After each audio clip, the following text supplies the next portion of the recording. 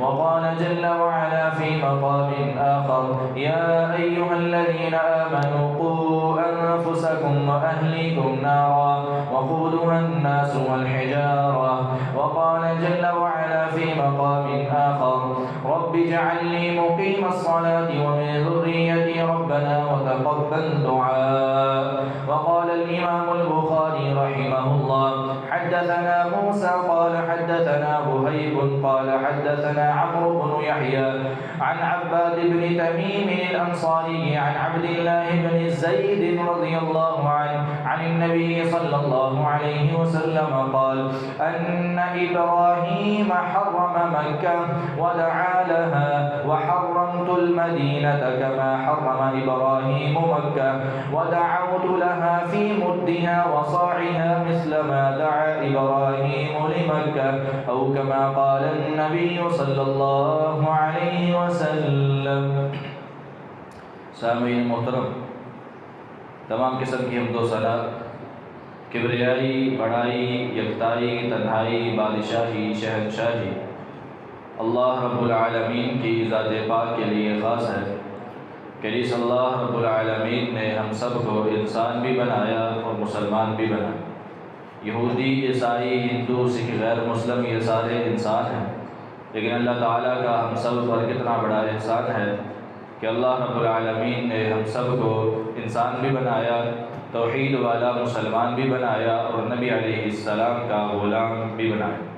لا تعداد، بے حد و بے حساب، بے شمار درود و سلام امام الانبیاء، سید الانبیاء، خاتم الانبیاء جناب محمد رسول اللہ صلی اللہ علیہ وسلم کی ذات گرامی پر۔ معزز سامعین کرام، معززات سامعات، قرآن پاک کو سمجھنے کے حوالے سے گزشتہ جمعات میں باتیں چل رہی ہیں۔ اسی سلسلے میں اولاد کی تربیت کے حوالے سے بھی قرآن پاک میں بہت سی رہنمائی موجود ہے۔ اگر ہم قرآن پاک کو ترجمے سے پڑھتے ہیں، سمجھ کے پڑھتے ہیں، تو اولاد کی تربیت کے حوالے سے ہماری بہت ساری رہنمائی ہوتی ہے۔ قرآن پاک میں اللہ رب العالمین فرماتے ہیں: یا ایھا الذین آمنوا قوا انفسکم واہلیکم نارا، ایمان والو تم نے اپنے آپ کو بھی اور اپنے گھر والوں کو بھی جہنم سے بچانا ہے۔ قوا تم بچاؤ، انفسکم اپنے آپ کو، واہلیکم اور اپنے گھر والوں کو، نارن آگ سے، وقودھا الناس والحجارہ وہ آگ ایسی ہے کہ جس کا ایندھن لوگ اور پتھر ہیں۔ جس طرح کہ دنیا کی آگ ہوتی ہے، دنیا کی آگ کا ایندھن لکڑی ہوتی ہے، جس طرح کی کوئی اور چیز ہوتی ہے، لکڑی کے ذریعے آگ کو جلایا جاتا ہے۔ لیکن قیامت کی آگ، آخرت کی جو آگ ہے، جہنم کی آگ ہے، وہ دنیا کی آگ کی طرح نہیں ہے۔ اس کا ایندھن لوگ اور پتھر ہیں، اس کو پتھروں کے ذریعے جلایا جائے گا، لوگوں کے ذریعے اس کو بھڑکایا جائے گا۔ یہ دنیا کی آگ کی طرح نہیں ہے۔ تو وہ بہت سخت آگ ہے، اس آگ سے اپنے آپ کو بھی بچا لو اور اپنے گھر والوں کو بھی بچا لو۔ یہاں سے پتہ یہ چلتا ہے کہ گھر کا جو ذمہ دار ہوتا ہے، گھر کا جو سرپرست ہوتا ہے، بڑا ہوتا ہے، اس کے اوپر ذمہ داری صرف اپنی نہیں ہوتی، اس کو صرف اپنے آپ کو سیدھا کرنا نہیں ہوتا، بلکہ اس کے اوپر ذمہ داری اپنے پورے گھر کی ہوتی۔ نبی مکرم صلی اللہ علیہ وسلم کی بہت پیاری حدیث ہے، آپ نے فرمایا: کلکم راع فمسئول عن رعیتہ، اے لوگو تم میں سے ہر ایک بندہ راعی ہے، ذمہ دار ہے، اور اس سے اس کی جو رعایا ہے، اس کے متحد جتنے لوگ ہیں، اس سے ان تمام لوگوں کے بارے میں سوال کیا جائے گا۔ فمسئول عن رعیتہ، اس کی جو جتنی بھی رعایا ہے، جتنے اس کے متحد لوگ کام کرتے ہیں، رہتے ہیں، جن کی وہ سرپرستی کرتا ہے، ان تمام لوگوں کے بارے میں اس امیر سے، اس سرپرست سے، اس نگران سے سوال کیا جائے گا۔ چاہے وہ گھر کا ذمہ دار ہے، کسی محلے کا ذمہ دار ہے، علاقے کا ذمہ دار ہے، شہر کا ذمہ دار ہے، یا کسی ملک کا ذمہ دار ہے، اس سے اس تمام لوگوں کے بارے میں جو اس کے متحد ہیں، سب کے بارے میں اس شخص سے سوال ہوگا۔ پھر آپ نے مکمل وضاحت کی، کہا فالامیر الذی علی الناس راع، جو لوگوں کا امیر ہوتا ہے، لوگوں کا ذمہ دار ہوتا ہے، سرپرست ہوتا ہے، وہ بھی راعی ہے، وہو مسئول عنہم، تو اس سے ان تمام لوگوں کے بارے میں سوال کیا جائے گا۔ یہ چھوٹی بات نہیں ہے کسی جگہ کا حکمران بننا، کسی جگہ کا سرپرست بننا، کسی جگہ کا امیر بننا، کسی جگہ کا ڈی ایس پی بننا، ایس ایچ او بننا، یا کسی بھی جگہ کا عہدہ لے لینا، نگران بن جانا چھوٹی بات نہیں ہے۔ اس کے بارے میں مکمل سوال ہوگا، اور آپ کے متحد جتنے لوگ کام کرتے ہیں ہر ایک بندے کے بارے میں نگران سے قیامت والے دن سوال کیا جائے گا۔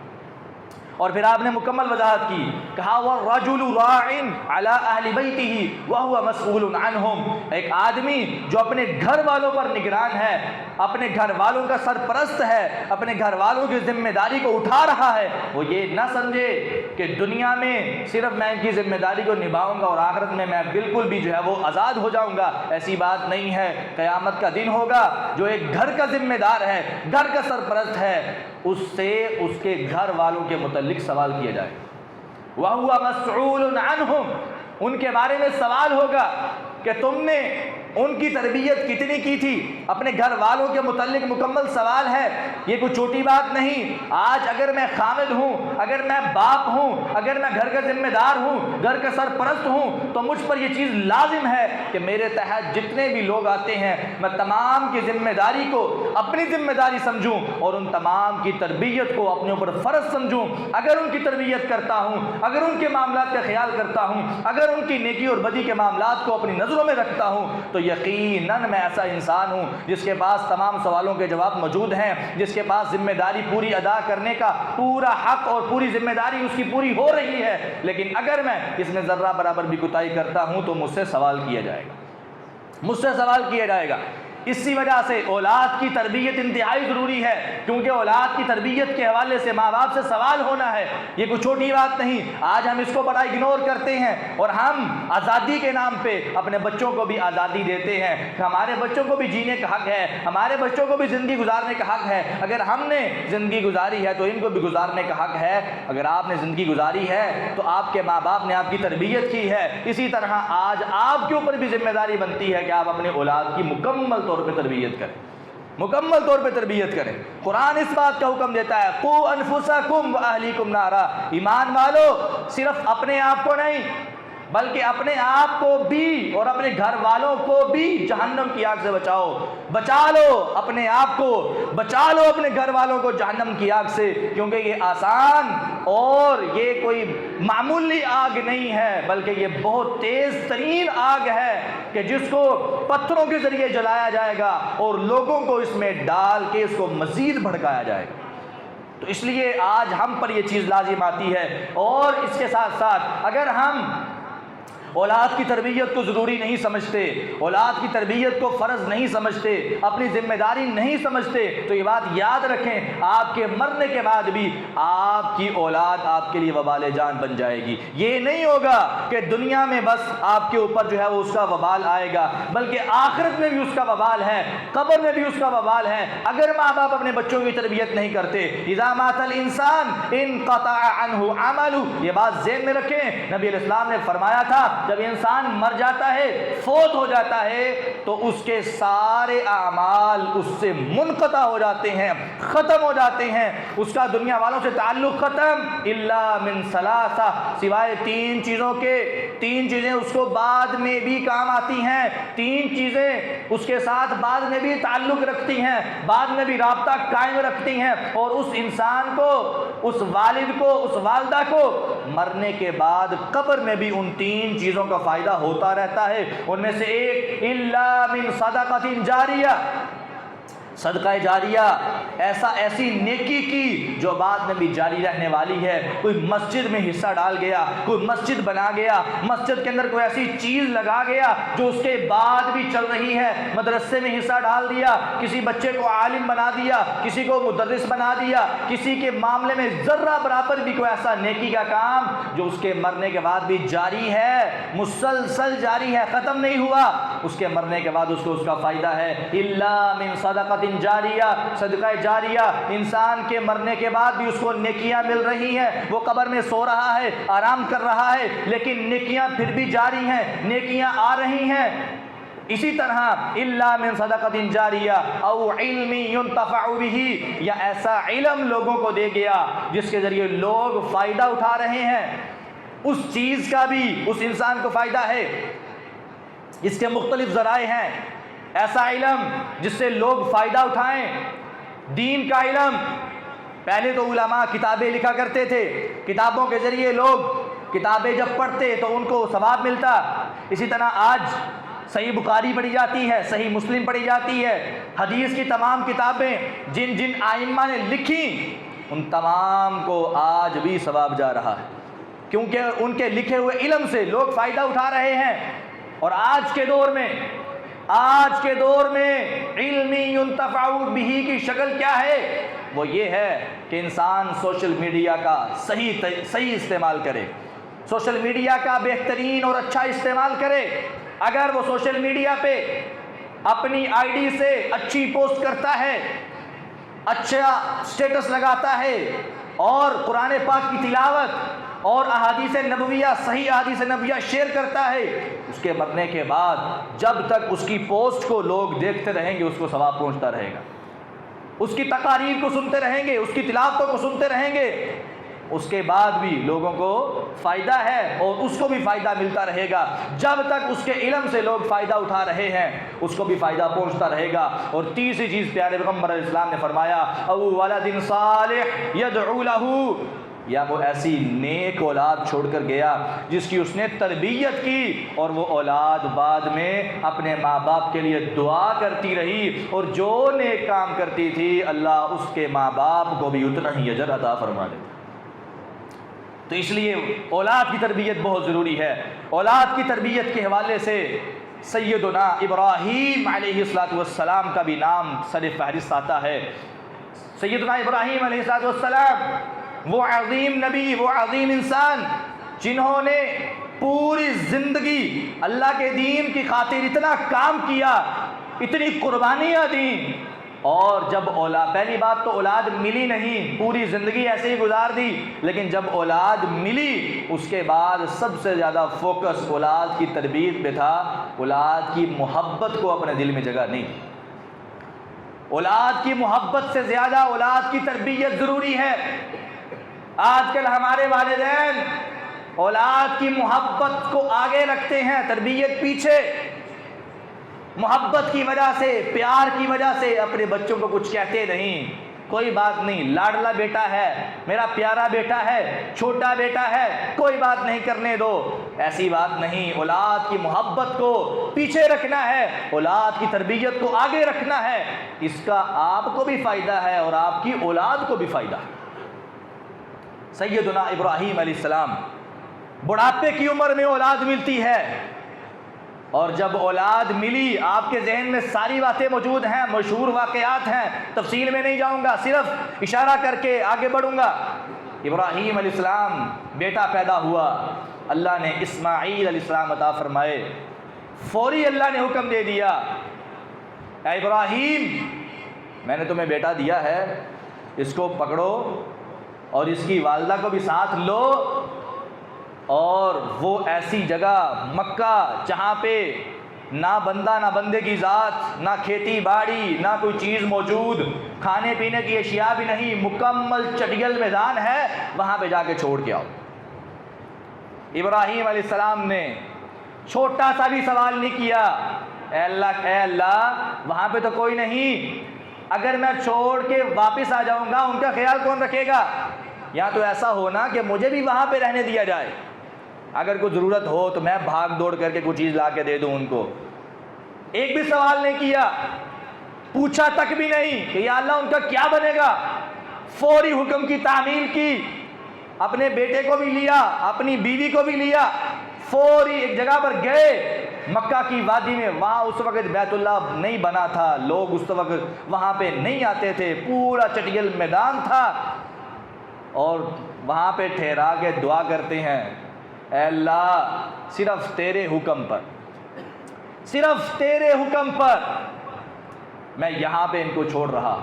انی اسکنت من ذریتی بواد غیر ذی زرع عند بیتک المحرم. اے اللہ صرف تیرے حکم کی فرما برداری کرتے ہوئے مجھے یہاں پہ کوئی بندہ نظر نہیں آ رہا. میرے ذہن میں بہت سارے سوالات ہیں، ان کا خیال کون رکھے گا، ان کو کھانا پینا کون دے گا، ان کا گزارا کیسے ہوگا. لیکن سارے سوالات کے جوابات میں ایک ہی چیز آ رہی ہے کہ یہ حکم کس نے دیا ہے؟ اللہ نے دیا ہے. اگر اس نے حکم دیا ہے تو اس میں اس کی حکمت موجود ہے، وہ خود ہی خیال کرے گا، اس کو پتا ہے کیسے کرنا ہے. اگر بیٹا اس نے دیا ہے تو رزق کا ذمہ بھی اسی نے لیا ہے. تو اگر حکم اس کا ہے تو تعمیل کرنا میرا کام ہے. میرا کام سوال کرنا نہیں، میرا کام تفتیش کرنا نہیں، میرا کام تفصیل میں جانا نہیں. میرا کام صرف حکم کی تعمیل کرنا ہے. یا رب تو نے کہا میں نے مان لیا، تو نے کہا ادھر چھوڑ دے میں نے چھوڑ دیا. اب اگلا کام میرا یہ ہے، میں دعا کرتا ہوں ربنا لیقیموا الصلاۃ. اے اللہ میری مین دعا یہ ہے، رزق کا ذمہ تو تم نے لیا ہوا ہے، وہ تم نے دینا ہی دینا ہے. میری اولاد کو نماز کا پابند بنا دے. ربنا لیقیموا الصلاۃ. اے اللہ میری اولاد کو نماز کا پابند بنا دے. ربنا لیقیموا الصلاۃ. کتنی بڑی دعا ہے. ہر ماں باپ کے ذمے یہ تربیت کرنا ضروری ہے اپنی اولاد کی کہ بچوں نماز پڑھا کرو، نماز کے پابند بن جاؤ. سب سے پہلے تو ماں باپ خود نماز کے پابند بنے. آج کل ہمارے ہاں ماں باپ بھی اس طرح کے ہیں، چاہتے ہیں ہماری اولاد نمازی بن جائے، مکمل 5 وقت کی نمازی ہو، نیک ہو، لیکن خود نہیں بننا. اگر کوئی کہے چودھری صاحب تسی بھی نماز پڑھ لیا کرو، اسی پڑھتے ہی رہی دا 24 گھنٹے، ساڑھی 24 گھنٹے ہوندی. اولاد کو نمازی بنانا ہے تو خود بھی نمازی بننا پڑے گا. اولاد فوکس کرتی ہے، اولاد دیکھتی ہے، غور کرتی ہے. ہمارے ماں باپ نماز کتنی پڑھتے ہیں، صبح فجر کے ٹائم کب اٹھتے ہیں. اگر اولاد کے ذہن میں یہ بات بیٹھ جائے میرا باپ صبح ہر روز تہجد کے ٹائم اٹھتا ہے، اٹھ کے 2 رکعت نفل نماز پڑھتا ہے، پھر نماز کے لیے چلا جاتا ہے، فجر پڑھ کے اور آ کے اشراق تک ذکر و اذکار کرتا رہتا ہے، اشراق پڑھ کے پھر دوسرے کام کرتا ہے. جب مسلسل روزانہ لگاتار یہ ماحول اولاد دیکھے گی، اللہ اس ماں باپ کی برکت کی وجہ سے اولاد کو بھی نمازی بنا دے. اولاد بھی اس پر مکمل پابند ہو جائے گی. ہمیں خود بھی اپنی تربیت کرنی چاہیے. جو میں نے آیت پڑھی قوا انفسکم واہلیکم نارا، لوگوں اپنے آپ کو بھی بچانا ہے اور اپنے گھر والوں کو بھی بچانا ہے جہنم کی آگ سے. ہم اپنی بھی ذمہ داری ہمارے اوپر ہے اور اپنی گھر والوں کی ذمہ داری بھی ہمارے اوپر ہے. ہم سے سوال ہونا ہے اس بارے میں، بتاؤ گھر والوں کی تربیت کی تھی کہ نہیں، گھر والوں کو کہا تھا کہ نہیں کہا تھا، گھر والوں کو جہنم کی آگ سے بچانے کی کوشش کی تھی کہ نہیں کی تھی. سوال ہوگا. ہم سب سوچ لیں کہ ہمارے پاس اس کا جواب کیا ہے. ابھی تو وقت ہے، ابھی تو مہلت ہے، ابھی اللہ رب العالمین نے وقت دیا ہوا ہے. اس سوال کا جواب اگر ہم تیار کرنا چاہیں تو کر سکتے ہیں، لیکن اس وقت مہلت نہیں ہوگی جب یہ سوال اللہ رب العالمین کی طرف سے آ جائے. اس وقت مہلت نہیں ہوگی. وَلَن يُؤَخِّرَ اللَّهُ نَفْسًا إِذَا جَاءَ أَجَلُهَا. اس وقت ہر انسان کہے گا، ہر مجرم کہے گا یا رب اخرنی الی اجل قریب. 1 منٹ کا مہلت، 1 منٹ کا وقت دے دے، 1 منٹ کا ٹائم دے دے، اس کے بعد روح نکال لینا. میرے رب کہتے ہیں وَلَن يُؤَخِّرَ اللَّهُ نَفْسًا. تم 1 منٹ کی بات کرتے ہو، 1 سیکنڈ کا وقت بھی نہیں ملے گا. جب موت کا وقت آ جائے گا پورے ٹائم پہ تمہاری روح کو قبض کر لیا جائے گا. نہ 1 سیکنڈ آگے ہوگا نہ 1 سیکنڈ پیچھے ہوگا. اس سے پہلے تیاری کر لو، اس کے پہلے سوالوں کے جواب تلاش کر لو. اللہ نے سوال بتا دیے. آج دنیا کے امتحانات ہوتے ہیں، اگر سر یا استاد پیپر میں موجود چند سوال بتا دے، گیس لگوا دے بچوں کو بڑی خوشی ہوتی. ہم کامیاب ہو جائیں گے. ہمیں استاد نے گیس لگوا دیے ہیں, ہمیں سوال بتا دیے ہیں. لوگو, اللہ نے سوال بتا دیے ہوئے, اللہ نے گیس لگوا دیے ہوئے. تم سے قبر میں یہ سوال ہونے, حشر میں یہ سوال ہونے. بتاؤ ہم نے کتنی تیاری کی؟ میں اپنے گریبان میں جھانکوں, آپ سب اپنے گریبان میں جھانکیں, کتنی تیاری کی ہے ان سوالوں کے جواب کی. کیا ہم اتنی تیاری کر چکے ہیں کہ اگر ہم پیپر حل کریں گے تو ہم پاس ہو جائیں گے, جنت کے مہمان بن جائیں گے, یا نہیں بنیں گے؟ اپنے آپ سے سوال کیجئے. سوال اللہ نے بتا دیے ہوئے, اس نے بتا دیا کہ تم سے کون کون سے سوال ہونے ہیں. تیاری ہم نے کرنی ہے, تیاری ہم نے کرنی ہے, جواب ہم نے تلاش کرنے ہیں. تیاری مکمل زندگی میں ہم نے کرنی ہے. قرآن نے کہا قوا انفسکم واہلیکم نارا, لوگوں اپنے آپ کو اور اپنے گھر والوں کو جہنم کی آگ سے بچا لو, کیونکہ گھر والوں کے متعلق تم سے سوال ہونا ہے. آج ہمیں اس چیز کی ضرورت ہے, اپنے گھر والوں کی تربیت, اپنے بچوں کی تربیت, اور جتنی بھی لوگ ہمارے ماتحت ہیں ان کی تربیت کی جائے. لیکن مسئلہ تو یہ ہے, یہ تربیت میں ماتحت والے جو لوگ ہیں ان میں تاجر افراد بھی آتے ہیں. بھائیو, آپ تاجر ہو, کسی فیکٹری کے مالک ہو, کسی دکان کے مالک ہو, تمہارے ماتحت جتنے مزدور کام کر رہے ہیں وہ اگر ان کو نماز کا پابند بنائیں, وہ اگر نماز پڑھنا چاہتے ہیں ان کو پڑھنے دیں. یہاں پہ ایک بھائی نے مجھے بہت بڑا شکوہ کیا, کہنے لگا, بڑی پرانی بات ہے, کہنے لگا قاری صاحب میرا بہت دل چاہتا ہے کہ میں نماز پڑھوں, مکمل ٹائم پہ پڑھوں, لیکن میں جس شخص کے پاس کام کرتا ہوں وہ مجھے نماز پڑھنے نہیں دیتا. وہ کہتا ہے تمہیں 15 منٹ کا کھانے کا وقفہ ملا ہے, اسی میں نماز پڑھنی ہے, اسی میں کھانا کھانا ہے, اسی میں تم نے 5 پڑھنی ہے 5 پڑھ لے, 3 پڑھنی ہے 3 پڑھ لے, جتنی پڑھنا چاہتا ہے پڑھ لے, کھانے کے وقفے کے علاوہ تجھے کوئی وقفہ نہیں. اس طرح کے مالک بھی موجود ہیں, اس طرح کے لوگ بھی موجود ہیں. بتاؤ اللہ کو کیا جواب دو گے؟ ایک یہ تو یہ تھا کہ میرے اوپر ذمہ داری تھی کہ میں پوری اپنی لیبر کو نماز کا پابند بنا دوں, میں وہ نہیں کر سکا, اور جو نماز پڑھنے کے لیے جانا چاہتے تھے ان کو بھی اجازت نہیں دے سکا. میرا کیا بنے گا؟ کیا بنے گا میرا؟ میں سوالوں کے جواب کیسے دوں گا؟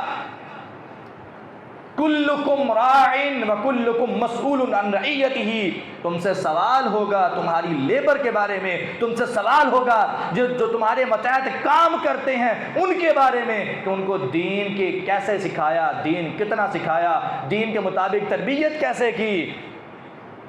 آج ہم مزدور بھی وہ تلاش کرتے ہیں جرا سارا دن کام کرے تو کتے بھی نہ جائے. کوئی نمازی مزدور مل جائے نا تو ہماری طبیعت جو آوازار ہو جاتی. یار ہے کہ گھنٹہ نہیں لگتا نماز پڑھنے چل جاتا, گھنٹہ نہیں لگتا نماز پڑھنے چل جاتا. کل کو اس کو نہیں بلانا. اور بھائی اللہ کا شکر ادا کرو, اس کی وجہ سے جو تمہارا کام ہوگا وہ برکت والا ہوگا, خیر والا ہوگا, جتنا بھی کام ہو. اور تو یہ شکر ادا کر تیری کمائی اس انسان کو جا رہی ہے جو اللہ کو پسند ہے, اللہ نے اس کو اپنے گھر کے لیے منتخب کر لیا, اللہ اس کو اپنے گھر میں آنے کی دعوت دے رہا, اور وہ گھر جاتا ہے اللہ کے, 5 وقت جاتا ہے, جا کے نماز پڑھتا ہے, اللہ کے حکم کی تعمیر کرتا ہے, حکم کا پابند ہے. تو شکر ادا کر, تیرا پیسہ نمازی کو جا رہا. تو مزدوری دیتا ہے کہ نمازی انسان کو, تو مزدوری دیتا ہے کہ اللہ والے کو. ایسے مزدور تلاش کیا کریں, ایسے مستری تلاش کیا کریں جو نماز کے پابند ہیں. ربنا لیقیموا الصلاۃ, ہمارے ذمے ہر اس شخص کی تربیت لازم ہے جو ہمارے ماتحت ہے. اس لیے اپنی بھی تربیت کرنی ہے اور اپنے گھر والوں کی, اپنے ماتحتوں کی بھی تربیت کرنی ہے. سیدنا ابراہیم علیہ السلام نے دعائیں کی ہیں اپنی اولاد کے لیے, اور صرف اولاد کے لیے نہیں بلکہ پوری امت کے لیے دعائیں کی ہیں, پوری امت کے لیے. یہ اسی انسان کا کام ہوتا ہے جس کو پوری امت کی فکر ہو. جس کو امت کی فکر ہی نہ ہو وہ دعائیں کیسے کرے گا؟ نبی علیہ السلام نے فرمایا تھا اگر کوئی انسان اپنے لیے دعا کرتا ہے, اے اللہ مجھے معاف کر دے, اے اللہ مجھ پر رحمت نازل کر دے۔ اور ایک انسان ہے جو اپنے ساتھ ساتھ اپنے لیے دعا کرنے کے ساتھ ساتھ پوری انسانیت میں جو مومن بستے ہیں سب کے لیے دعا کرتا ہے۔ تو پیارے پیغمبر نے کہا تھا جو بندہ پوری دنیا میں بسنے والے جو مومن ہیں ان کے لیے دعا کرتا ہے، اے اللہ مجھے بھی معاف کر دے، تمام مومنین کو معاف کر دے، ربنا اغفر لی ولوالدی وللمؤمنین، اے اللہ تمام مومنوں کو بھی معاف کر دے، ان کے اوپر اپنی رحمت کو نازل فرما۔ میرا رب اس انسان کو دنیا میں بسنے والے ہر مومن کے بدلے میں ایک نیکی عطا فرما دیتے، ایک نیکی ہر مومن کے بدلے میں اس انسان کو مل جاتی۔ آج کیلکولیشن نہیں کی جا سکتی کہ دنیا میں کتنے مومن بستے ہیں۔ دنیا میں، پاکستان کی بات نہیں ہو رہی، پوری دنیا میں جتنے بھی مومن، دنیا کے آخری کونے میں اگر کوئی مومن رہتا ہے، آج آپ نے یہاں پہ بیٹھ کے دعا کی اے اللہ مجھے بھی معاف فرما اور دنیا میں بسنے والے تمام مومنین کو معاف فرما، میرا رب آپ کو ہر مومن کے بدلے ایک نیکی عطا فرما دے۔ یہ پیکج بھی مل رہا ہے اور اس میں بہتری بھی ہے، اس میں بہتری بھی ہے۔ کیسے بہتری ہے؟ پیارے پیغمبر علیہ السلام نے کہا تھا اگر کوئی انسان اپنے بھائی کے لیے اس کے غیب میں دعا کرتا ہے، اس کا مسلمان بھائی ہے، اس کے سامنے نہیں، اس کے غیب میں، وہ موجود نہیں ہے، اس کا نام لے کے اللہ سے دعا کرتا ہے یا اللہ جو میرا فلاں دوست ہے نا، اللہ اس پر اپنی خصوصی رحمت نازل فرما۔ سوچو کبھی ہم نے ایسا کیا؟ ہم تو کسی کو بھلائی اور خیر میں دیکھنا ہی نہیں چاہتے، ہم حسد سے بھرے ہوئے، بغض سے بھرے ہوئے کسی بھی انسان کو بھلائی میں، خیر میں، خوشی میں دیکھنا ہی نہیں چاہتے۔ اگر ایسا کرو، کسی مسلمان بھائی کے لیے خوشی کی دعا کرو، یا اللہ اس کو دنیا کے بھی بھلائی عطا فرما، آخرت کی بھی بھلائیاں عطا فرما، اے اللہ اس کو دنیا میں بھی خوش کر دے، آخرت میں بھی خوش کر دے۔ سوچو کبھی ایسا کرو۔ میرے پیارے پیغمبر نے کہا تھا جو انسان غیب میں اپنے مسلمان بھائی کے لیے دعا کرتا ہے، میرا رب اس کے لیے ایک فرشتہ مقرر فرما دیتا، ایک فرشتہ مقرر ہوتا ہے جو دعا وہ اپنے بھائی کے لیے کرے گا، فرشتہ وہی دعا اس کے لیے کرے گا۔ وہ کہے گا یا رب میرے فلاں دوست کو، بھائی کو معاف کر دے، فرشتہ کہے گا یا رب اس کو بھی معاف کر دے۔ وہ کہے گا یا رب اس میرے بھائی کو، اس دوست کو دنیا اور آخرت کی خوشیاں عطا فرما، فرشتہ دعا کرے گا یا رب اس کو بھی عطا فرما۔ اور فرشتے کی دعا کبھی رد نہیں ہوتی۔ اپنے ساتھ ساتھ مومنین کے لیے بھی دعا کیا کرو۔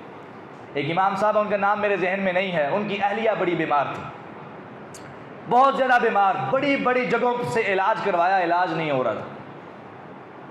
وہ کہنے لگے، ایک دن بیٹھ کے سوچنے لگے کہ یار کوئی ایسی غلطی ہم سے ہو رہی ہے جو ہمیں یاد نہیں آ رہی، دعائیں بھی بڑی کر رہے ہیں اپنے لیے اور پھر بھی شفا نہیں مل رہی، جگہ بھی بہت ساری ہم جو ہے نا وہ چلے گئے ہیں پھر بھی شفا نہیں مل رہی، کیا مسئلہ ہے؟ اچانک ان کے ذہن میں بات آئی کہ یار جو اللہ کے نبی علیہ السلام کی حدیث ہے نا کہ دوسرے مسلمان بھائیوں کے لیے دعا کرو تو فرشتہ تمہارے لیے کرتا ہے، تو کہتے ہیں میرے ذہن میں یہ بات فٹ ہو گئی، میں نے اپنی اہلیہ سے بھی کہا کہ آج کے بعد اپنے لیے دعا نہیں کرنی، اپنے لیے دعا نہیں کرنی، دوسرے مسلمان بھائیوں کے لیے کرو۔ ہسپتال میں موجود ہو، تمہارے آس پاس جتنے مریض ہیں ان سب کے لیے دعا کرو۔ کہتے ہیں اس کے بعد ہم نے اپنے لیے دعا چھوڑ دی اور تمام مریضوں کے لیے دعا کرنا شروع کر دی۔ ابھی ایک ہفتہ نہیں گزرا تھا، اللہ نے میری اہلیہ کو مکمل شفا دے دی۔ جہاں سے جو ایسا مسئلہ تھا کہ مختلف جگہوں سے شفا ہی مل رہی تھی، صحیح ہو ہی نہیں رہی تھی، بڑے پریشان تھے۔ تو اس طریقوں بھی کبھی آزما کے دیکھیں، اپنے ساتھ ساتھ دوسروں کے لیے بھی دعا کریں، دوسروں کے خیر خواہ بنیں، اپنی رعایا کا خیال کریں، اپنے ماتحتوں کا خیال کریں، کیونکہ ہم سے اپنے بارے میں بھی سوال ہوگا، اپنے ماتحتوں کے بارے میں بھی سوال ہوگا۔ اللہ ہمیں عمل کی توفیق عطا فرمائے۔ وآخر دعوانا ان الحمد للہ رب العالمین۔ إن الحمد لله نحمده ونستعينه ونستغفره ونعوذ بالله من شرور أنفسنا ومن سيئات أعمالنا من يهده الله فلا مضل له ومن يضلله فلا هادي له وأشهد أن لا إله إلا الله وحده لا شريك له وأشهد أن محمدا عبده ورسوله أما بعد فإن خير الحديث كتاب الله وخير الهدي هدي محمد صلى الله عليه وسلم وشر الأمور محدثاتها وكل محدثة بدعة وكل بدعة ضلالة وكل ضلالة في النار۔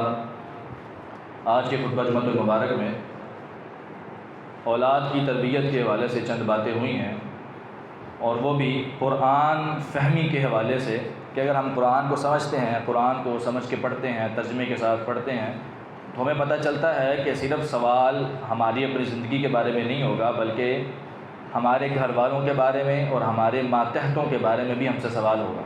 قرآن کہتا ہے یا ایھا الذین آمنوا قوا انفسکم واہلیکم نارا، ایمان والو اپنے آپ کو اور اپنے گھر والوں کو جہنم کی آگ سے بچا لو۔ پہلے اللہ ایمان والو کہہ رہا ہے، یعنی جن کو مخاطب ہے وہ ایمان والے، پہلے سے ان کے اندر ایمان موجود ہے۔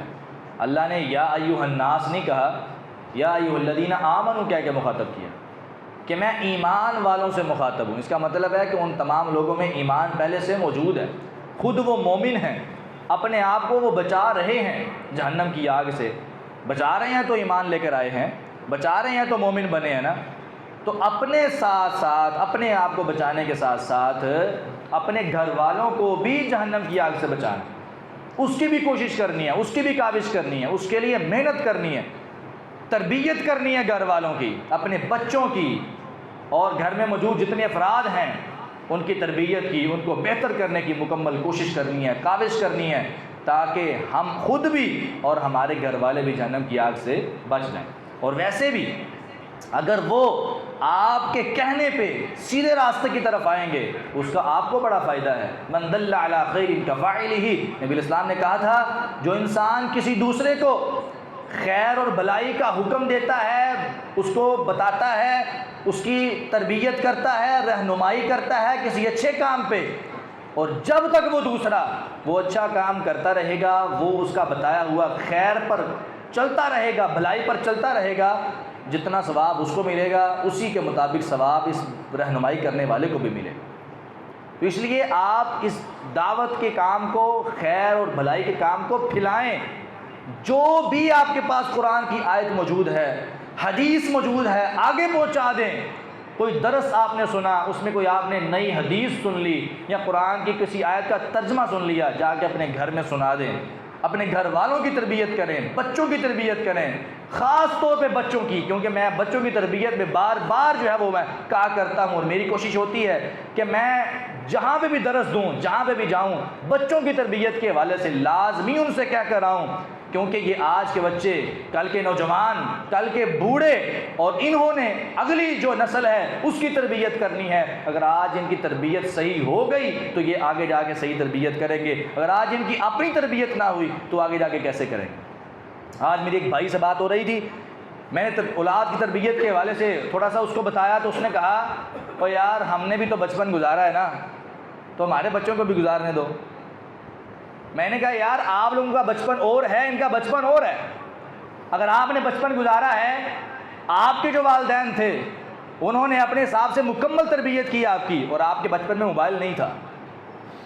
ان کے اب جو نسل ہے ان کے بچپن میں ہی موبائل ہے، یہ چھوٹے ہوتے ہی موبائل ہاتھ میں پکڑ لیتے ہیں، اور ان کو صحیح اور غلط کی پہچان کس نے بتانی؟ نیکی اور بدی کی پہچان بتانی کس نے؟ والدین صرف موبائل پکڑانا جانتے ہیں، موبائل کا استعمال سکھانا نہیں جانتے۔ موبائل کے بغیر تو آج بچوں کا رہنا ممکن نہیں ہے، لیکن اگر آپ موبائل پکڑانے کے ساتھ ساتھ بچوں کو یہ بتا دیں میرے بچوں، میرے بیٹوں، میری بچیوں، اس موبائل کا یہ صحیح استعمال ہے اور یہ غلط ہے، اس کے علاوہ کسی اور چیز کا استعمال نہیں کرنا، غلط راستے کی طرف نہیں جانا، سیدھے راستے کی طرف رہنا ہے۔ اگر صحیح استعمال کرو گے دنیا بھی بن جائے گی، آخرت بھی بن جائے گی، اور پھر بعد میں نظر بھی رکھیں آپ کی اولاد کس طرف جا رہی ہے۔ تو انشاءاللہ اگر آپ یہ کام کریں گے آپ کی اولاد آپ کے لیے دنیا میں بھی فائدہ بن جائے گی اور آخرت میں بھی آپ کے لیے صدقہ جاریہ بن جائے گی۔ اللہ عمل کی توفیق عطا فرمائے۔ جتنے مسلمان بیمار ہیں ان کی صحت کے لیے دعا کریں، اللہ تعالیٰ صحت کاملہ عاجلہ عطا فرمائے۔ آپ کی والدہ قاری صاحب کی والدہ محترمہ بھی بیمار ہیں، ہاسپٹل میں داخل ہیں، ان کے لیے خصوصی دعا کریں، اللہ تعالیٰ قاری صاحب کی والدہ کو مکمل طور پہ صحت کاملہ عاجلہ عطا فرمائے۔ اسی طرح جتنے مسلمان بیمار ہیں اللہ سب کو شفا کاملہ عاجلہ عطا فرمائے۔ ربنا ظلمنا انفسنا وان لم تغفر لنا وترحمنا لنكونن من الخاسرین۔ ربنا آتنا فی الدنیا حسنۃ وفی الآخرۃ حسنۃ وقنا عذاب النار۔ اللهم اشف مرضانا ومرضى المسلمین، اللهم اشف مرضانا ومرضى المسلمین، اللهم اشف كل مريض ومريضة، اذهب البأس رب الناس واشف انت الشافي، اذهب البأس رب الناس واشف انت الشافي، لا شفاء الا شفاؤك شفاء لا يغادر سقما، شفاء لا يغادر سقما، شفاء لا يغادر سقما۔ اللهم اغفر لنا ولجميع المسلمين والمسلمات وللمؤمنين والمؤمنات للأحياء منهم والأموات، سبحان ربك رب العزة عما يصفون وسلام على المرسلين والحمد لله رب العالمين۔